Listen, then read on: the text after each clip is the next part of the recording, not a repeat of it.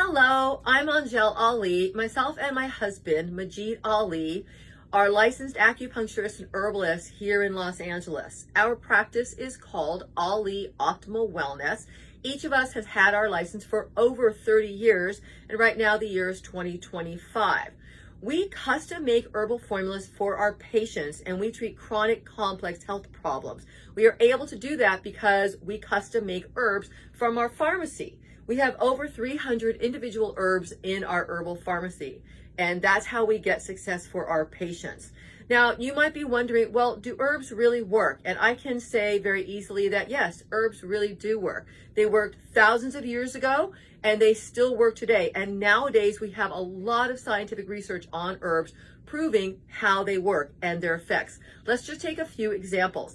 Let's talk about mint. Mint has been in use for thousands of years for upset stomach, and people still will use mint for upset stomach, and that is because it has an antibacterial property along with soothing the digestive tract. People will also use ginger for the same reason if they have an upset stomach. Again, ginger was used thousands of years ago and still today, and it's antibacterial and has antiparasitic effects. Now, those antiparasitic effects are the reason why ginger is served when you have sushi, because sushi, of course, runs a risk of having parasites. Another example is cinnamon. People nowadays will use cinnamon to help lower their A1C, their blood glucose levels. And scientific research has shown that cinnamon does lower A1C levels. Well, it was used thousands of years ago, not to lower A1C levels, but maybe to help if somebody started getting an infection, a sinus infection. And it can still be used that way also. Another example is turmeric. There are millions of people currently taking turmeric for inflammation or pain or arthritis.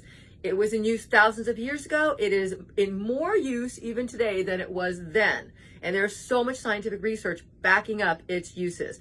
There is also white willow bark, which was used for pain. In fact, aspirin is based on white willow bark. And white willow bark still works for pain like it did thousands of years ago. It still works today.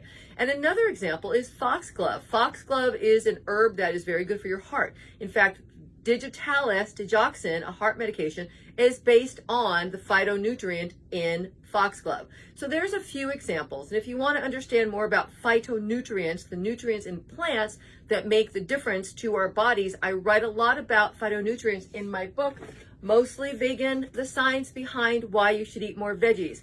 But if you just want to experience wellness from a natural perspective, please come visit us here at Ali Optimal Wellness.